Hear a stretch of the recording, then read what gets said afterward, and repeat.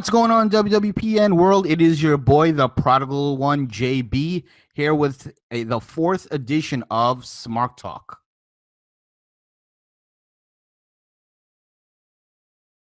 And tonight I have a very, very special guest. I'm sure a lot of you guys have probably seen his stuff on YouTube, probably listened to his stuff on podcast. I have my friend here tonight, Connor, but better known as OKayFabe. How you doing tonight, OKayFabe? Doing pretty good. I'm freezing my ass off here in Boston, but other than that, I'm doing pretty well. How about you? I'm doing amazing. Thank you first off for coming on the show, and let's dive right into it. So I want to start by asking you, how did you get into wrestling? So without making this a long-winded story, I actually got into wrestling by accident. Really? My mother had gotten tickets when I was like 13 to SmackDown, and it was playing in Boston. I had never watched nor seen wrestling, never was into it. But she got these tickets for free from her work, so I went, and I didn't know anybody. I knew of The Rock. That was the only one. This is, mind you, in the year 2000, and that's the only thing I really knew of. But I didn't really pay attention to what the hell was going on. I didn't really care for the matches. I was kind of eating food and just like, yeah, they're beating each other up, woohoo. And SmackDown back then was taped. So I was there on a Tuesday, and I went back to watch it on Thursday to see if I could see myself in the crowd because I thought, oh, it's television. And then I got hooked. I started watching the matches, started watching the storyline, started getting followed. Oh, there's another show called Raw. Oh, there's pay-per-views. And then it just snowballed out of control from there. Was it more the storylines that attracted you, or the athleticism, or the in-ring stuff? It was honestly a mix of both. I would say more the stories at first, though. I think the storylines, because I feel like the Attitude Era was heavily storyline focused. So I think that was more of the heavy focus than the athleticism at the time, anyway. Gotcha. And obviously, I know you are on YouTube and you do your thing on as far as podcasting goes on iTunes and other platforms like that. How did you get started with podcasting and being on YouTube and things like that? Just being a content creator. So with YouTube, it was interesting because I love YouTube. I love YouTube as a platform, despite some of its not so stellar press sometimes. But in general, I started it as actually a venting mechanism, as a way to kind of just express myself, because at the time that I started, believe it or not, I actually been on YouTube on and off for about, now I'm going on 7 years. I started in 2010, believe it or not. And I had different incarnations of channels, blah, blah, blah, closed, whatever have you, hacked, and all that fun, good stuff. But originally when I started, I used it as a way to just get like my creative angst and frustration out there. I had no job at the time. I had, wife and son. I was living at home. It was stressful. I didn't know what was going to happen, and I needed a way to just kind of get my frustrations out there. So I saw people using YouTube, and I figured, okay, what do I know the most about? What can I talk about the most? And it was, of course, wrestling. I can never shut up about it. So I figured put two and two together, and then hence the channel was born. Awesome. Now, the first topic that I want to talk about, due to the fact that you're a YouTube content creator, and I want to talk about what's been going on with YouTube regarding them deeming wrestling as inappropriate content. I'm sure people are going on with What Culture regarding them having the strike, and they tried to put up a pay-per-view. What do you think was the reason that caused this? Because wrestling has been on YouTube forever, and only now something is coming up. What do you think kind of started this? So I think it's YouTube becoming more mainstream. I think that's really what it is. And that can have its pros or cons. It depends on how you want to look at it. I think pro wrestling, that's a tough one to say. I'm not an expert in it whatsoever, but I think bottom line is YouTube being exposed more to the mainstream. I think ever since the PewDiePie incident, where people were trying to put together, hey, we're putting advertisers and we're putting like corporations essentially next to these people or moments or certain videos that maybe we shouldn't necessarily. It forced advertisers to take a stronger, harsher look at what they were putting their content associated with. And unfortunately, and I shouldn't say unfortunately, but it's kind of a mixed bag. It's really hard to say because some YouTube is great, some YouTube is not so great. Some of it is okay, some of it's not okay. that's kind of the pros and cons of the YouTube platform, is that it's a platform for everyone, both good and bad.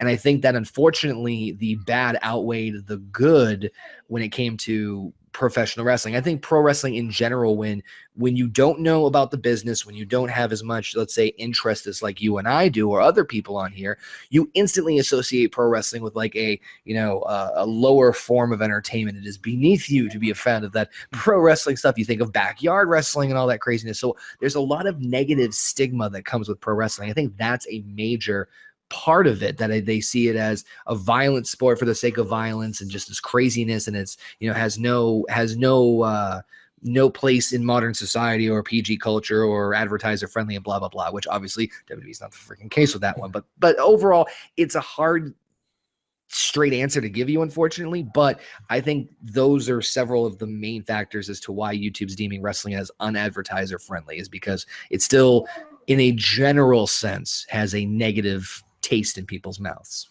Yeah, and you made some good points there. I mean, but when you look back in the 80s or 90s, wrestling was kind of considered, or even going back even further, 60s, 70s, wrestling was considered kind of a carnival act. But with the way mainstream is now, everybody knows wrestling. Everybody, look, I mean, look at The Rock. He's the biggest actor there is out there, and he came from wrestling. So I think the world knows about wrestling and all the things. I mean, it's being aired on ESPN. They're doing content on ESPN. There's so much things. It's crazy that they're trying to kind of pigeonhole it now. And not only that, but they didn't go after WWE, who's really the big dogs when it comes to professional wrestling. As far as YouTube goes, they went after a small company like What Culture. So I did find it odd. And there's so many bad things on YouTube that I've seen versus just seeing, you know, wrestling content. It's crazy that they're doing something like that. I just don't get it. Do you think at all the reason why they kind of had something to do with What Culture was that What Culture was using their logo? Because, you know, what the logo was something similar to YouTube, if not a ripoff. Let's be realistic. Yeah, I don't think so. I think that it's hard to say. By the way, I don't know if you've heard, but the strike and the stream has been revoked. So the strike is off of their channel, and and the stream of that show is back since I think they updated that as of, I think, either yesterday or the day before. But regardless, it's still very odd behavior that was taken down in the first place. I don't know. Apparently the reasoning that was given to them why it was taken down was spam or deceitful practices, which I don't know what that entails. Right. It could have been anything. Keep in mind, false flagging happens a lot in YouTube in terms of people, you know, have that freedom and that liability. So it's really hard to say what exactly were the main reasons behind it. I mean, to your point though earlier about WWE being the mainstream, yes. And so it's kind of a catch-22. I think WWE, for all the crap they're given and all the crap they've done in the past, whatever way you want it, I think they're doing at least a good job from a PR perspective alone of trying to be as mainstream entertainment as possible today. They're being on all these major talk shows. They're being, you know, highlighted and showcased. They're cleaning up the presentation of the company as a whole, which I think is smart. They're treating it like more of a real sport, the Performance Center, et cetera, and so for all these other things. But that doesn't take away remember about wrestling for the most part at arguably the highest peak point of their popularity, which was the Attitude Era. So it's hard to flip that, because one of their peak times was the Attitude Era, where it was the Wild Wild West and anything can go. And I think with that combined with, again, I think backyard wrestling also influence with just, again, the overall connotation and association with professional wrestling, and, you know, a lot of negative stigma behind that. So I think that's kind of more in a broader sense. I'm not relating this to What Culture, obviously. I've seen What Culture stuff. I love their content, both the channel and WCPW. And I don't see any of that influence whatsoever. So that's really a head scratcher. But in terms of the bigger sense, I think that's more the reason why. Because, I mean, you could look up anything wrestling related and see a pretty wide spectrum of crap. I mean, you can see like amazing matches from amazing independent wrestlers, and then you can see two guys screwing around on their mattress, literally. Yeah, no, I absolutely. So, like you said, it's a head scratcher. I guess we'll never know. But yeah, I didn't know that they lifted the strike. So we'll see what comes out of that. But I hope they hurt the fans, because I was one of those guys, and I think I saw one of your videos where you said you also signed a petition. At the time when I signed it, there was like 50,000 names on it. I don't know what the number ended up being, but I don't know if that had anything to do with it. But at any rate, I hope stuff like that doesn't happen. I mean, I don't profit from YouTube. I'll be honest, my videos, you can see I get 30 views maybe. So I'm not making any revenue, but I do know people who are making revenue, who YouTube is their livelihood. And I would hate to see, any effect out of that. Right. Well, it's kind of like we were talking about before we got on here too, and what I mentioned in my video too, is I'm in the same boat as you. I make some profit off of what I do, but it's mostly through Patreon and through my Teespring store. I don't make any. I've never once received a check from YouTube or Google for my channel, and I'm not complaining about that. And while I could sit here and bitch and moan, it's all about the money. It is obviously in the sense, but in my mind, it is also a bigger picture for creating and kind of changing the platform as to what we thought we could achieve versus now what we can realistically achieve. We see a lot of people on YouTube who make a living off of this and living off of what we talk about, pro wrestling. That's a dream for a lot of people who want to, I'd be sitting here and lying to you and say, like, if I could make money off of this and make a full-time income, I'm not saying rich, but enough to support me and my family from doing this, I'd be loving to do that. But now seeing all the crap that's happening with this involved with it as well too, it kind of stifles the creativity and saying like, well, if I know that I'm never going to reach this level of success, what's the point of shooting for it? And that's why I've kind of, seeing the way YouTube's been changing over the last just 2 years, even before the ad boycott, I decided to kind of place my talent, or I shouldn't say talent, that's a loose term with me, my content into different hats. So that's why I'm on VidMe. That's why I have audio versions of most of my reviews on Podbean, iTunes, all that stuff. So that way I'm trying to spread across the masses and take over like a very bad case of herpes just across the entire internet. You can't get rid of me. No matter how much you put that on, it just does not help you. But I mean, that's just the kind of way of reacting to it. My core audience is still on YouTube, and I'm still going to continue to thrive and grow that. I'm not going to take that away. But at the same time, understanding that you can't, especially after this ad boycott, you cannot put all your eggs in one basket. Yeah, and that was the point I was just going to make too. Like, at an early age, forget about wrestling and creating content, just life. You never want to put all your eggs in one basket. So yeah, I absolutely agree with having your content all over the place. It doesn't hurt. It's spreading your content all over. If heaven forbid something goes bad with one of these avenues, you still have other avenues to work with. So again, we'll see what comes out with this whole YouTube thing. The next topic I want to discuss is something I noticed, and we're looking at WWE, and just go down the line, look at their champions. You have Alexa Bliss, you have Neville. I'm kind of jumping around here, but you have Brock Lesnar. When you look up and down the list, with the exception of Naomi, they're all heels. Currently right now, WWE is absolutely heel heavy with their champions, and they've been this way for a long time. Sure, I mean, every now and then you'll get the balance, but I feel like they always go back to this. Any thoughts on that? What's the reason they keep doing that? What's the cause of this? I think part of it is coincidence. I don't think this is necessarily pre-planned as far as across the board. We're going to make heels, damn it. I don't think that was Vince's mindset as far as that goes. But it's funny you mentioned that. Somebody mentioned that to me on Twitter the other day. It might have been you. That not only is it the main roster, but it's also NXT. So it's yes. Bobby Roode, Asuka, and Authors of Pain. So let's see. You have Bork Laser. You have Miz, Sheamus and Cesaro, and Bliss.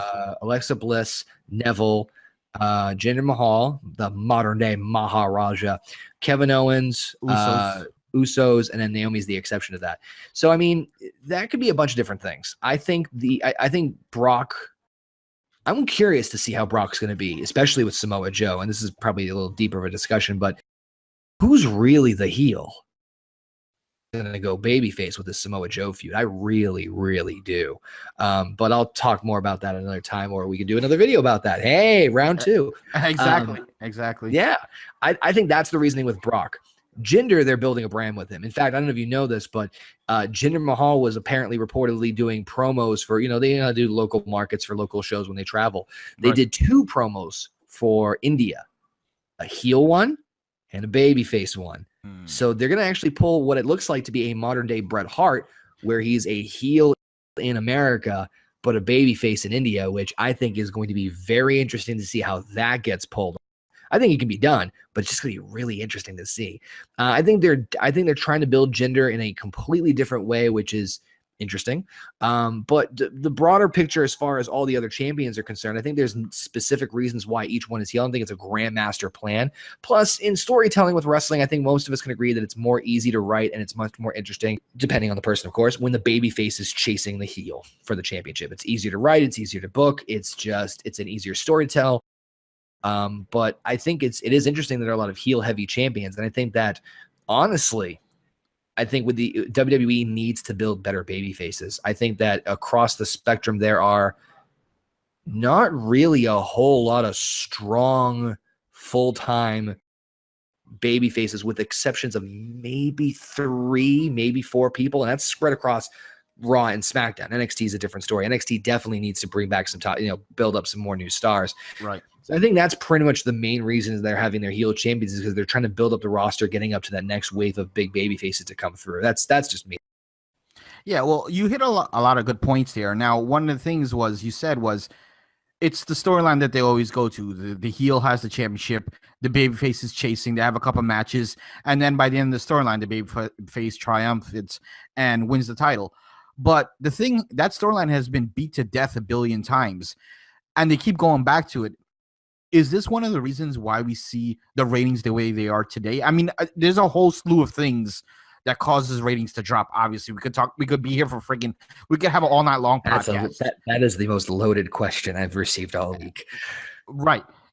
But I just think they keep going back to the same old shit over and over and over. And also, like you said, the baby faces, they're not booked properly, in my opinion. They book their heels really good. Their baby faces are not booked. And their baby faces are getting a hard time getting over as well. And, the truth is, as a heel, I'm not a professional wrestler, but I feel as a heel, it's probably easier to cut a promo. And it's easier to get over as a heel with this day and age. It's not like the 80s where it was like, oh, it's the good old boy versus the heel. Wrestling is not like that anymore. Now the heel is the cool guy. That's who everyone wants to root for. So essentially, today's heel is really the babyface, and today's babyface is really the heel. Yeah, the whole line of babyface and heel has been blurred pretty well ever since I think the end of like the 2000s, towards the end of the Attitude Era, even like NWO. I mean, seriously, Austin.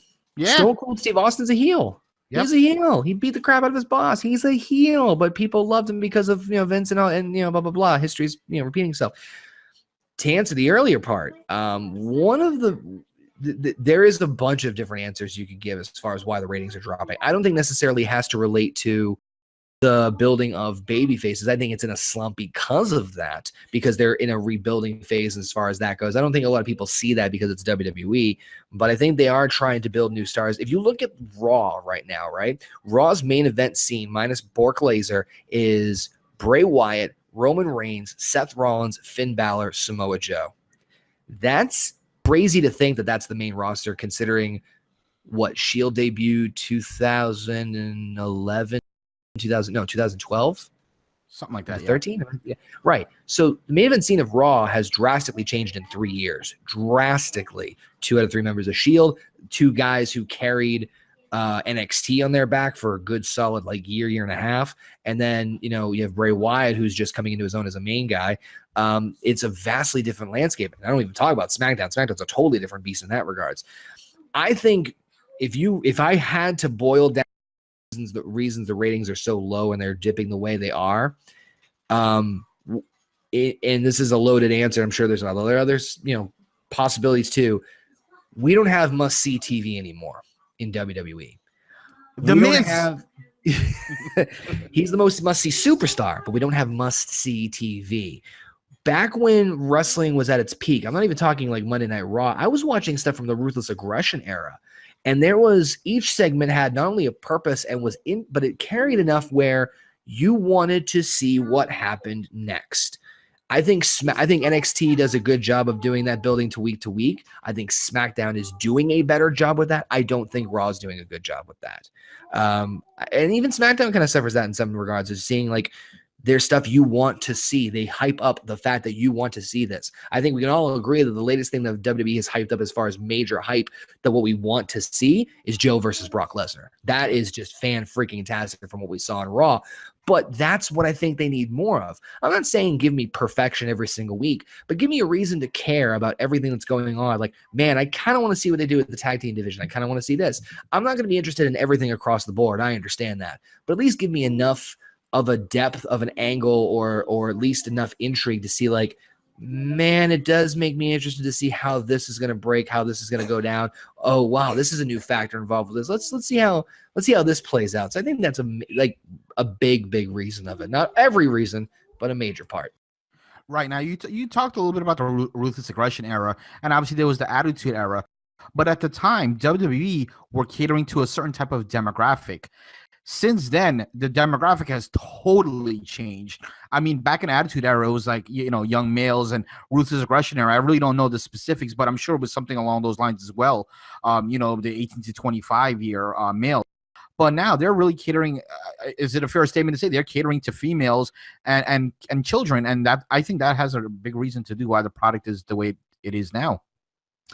I think that's part of it. I see. The thing is, WWE not see them as wrestling fans. They see them as sports entertainment. Horrible two words for the IWC and YWC, but it is what it is.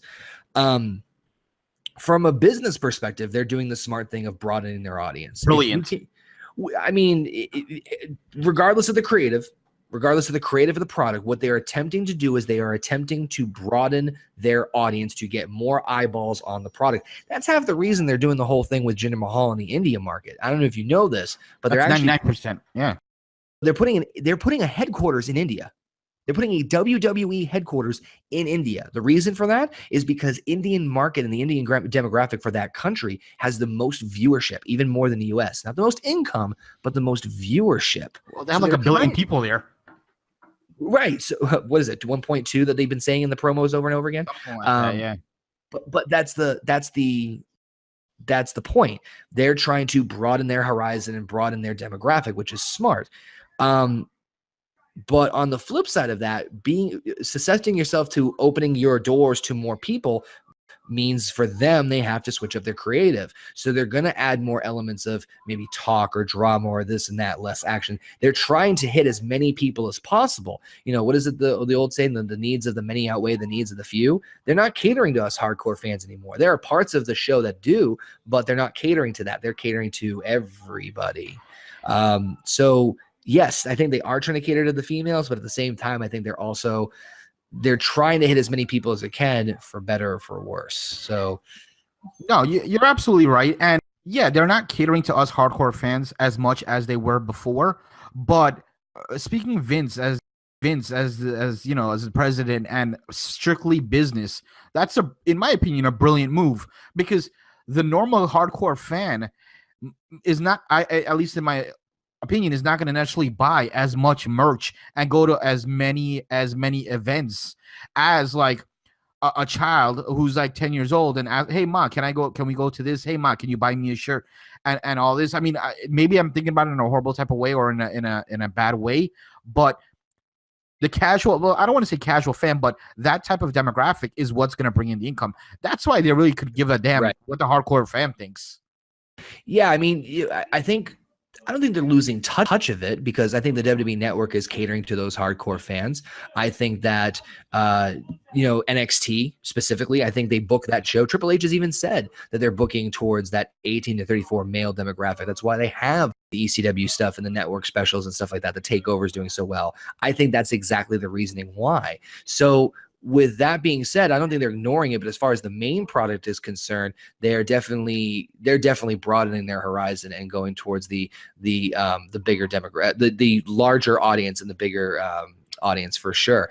The Ruthless Aggression, I think, was just tuning that out. I think they were just in that transition period where they still had elements of the Attitude Era, like jokes and corniness and the bathroom humor and kind of stuff like that. It was definitely watered down after, I think, 2002. But I think right around, I'd say probably 2006-ish, it was just like weaning off, and they were starting to really focus on like, yeah, we got to kind of clean up our image a little bit here. Right. And I mean, versus the Attitude Era, you know, they were getting, you know, they're pulling sevens and stuff, eights on their Monday Night Raws. Versus now, Vince is probably happy if they're pulling like threes. But is it fair to say that one of the reasons why their ratings have gone down, leaving out creative and the content itself, is it fair to say television is a lot better now versus than it was back then? You know, there's a lot of television shows that are widely popular now, and I can remember a time of television that there was so many popular shows that were like to the point where it's like cult followings. Kinda. I think that TV's changed. TV's drastically changed. People don't even have TV anymore. Everything's like internet based, streaming. So I think that does take into a factor, but I don't think it's as strong as a factor as people think it is. I think it's just a blip on the radar in comparison to just the overall decline in viewership for so many different reasons. But yeah, I don't know if cable and having, I mean, I think TV has definitely improved in terms of the shows that we have out there. Absolutely. I love House of Cards is one of my favorite shows. American Horror Story. There is so many more shows.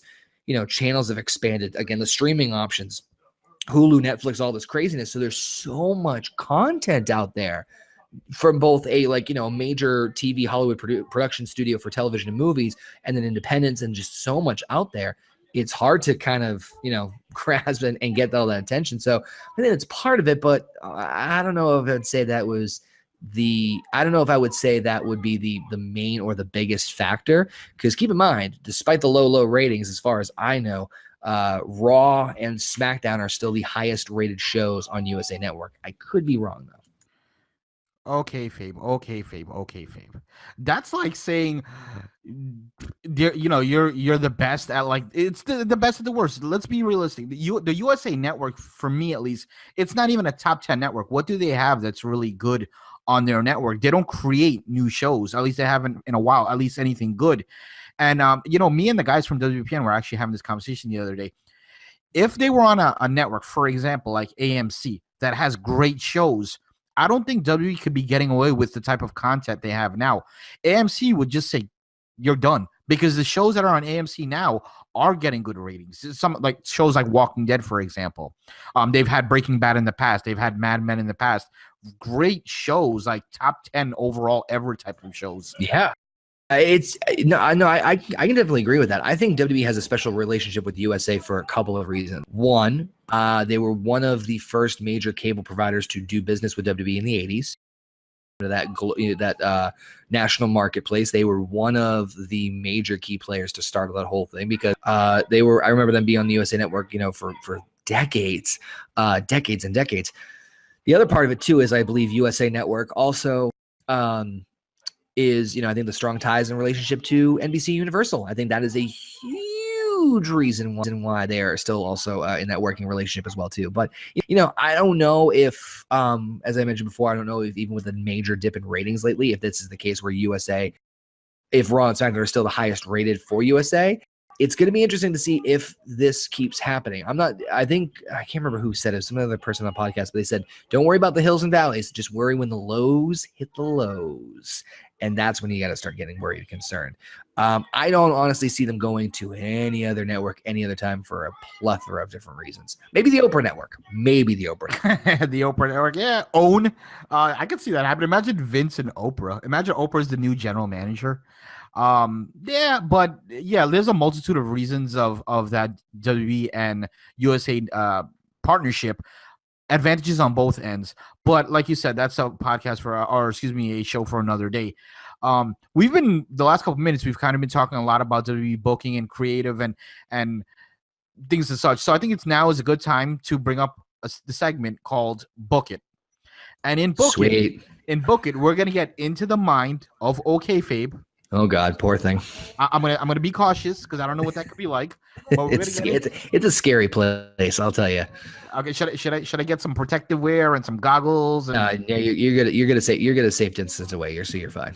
Okay, so what I want you to do is I'm gonna pick an event, and since we're right around the corner, let's call it Money in the Bank, the men's Money in the Bank. I want you to go ahead and book that match. Tell me who you would have winning and how and why. Okay. who would that person cash it in on, and what would the outcome be, and why? Okay, so we'll go. So we're going off the assumption that we're having the current 6 men who are in the Money in the Bank right now. Yes. Okay, so we got Nakamura. You can throw in James Ellsworth if you want. Nah, I'm sure he'll throw himself off of something soon. Hopefully, one can hope. Okay, so we got Nakamura, Zayn, Owens, Styles, Ziggler, and Corbin. Yes.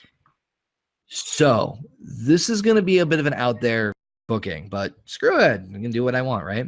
You're the booker. We'll also assume that we're also going to assume a couple. So we're just going on assumptions here. I'm sure a lot of people are probably going to disagree with this, but yeah, just for interesting sake, I would have.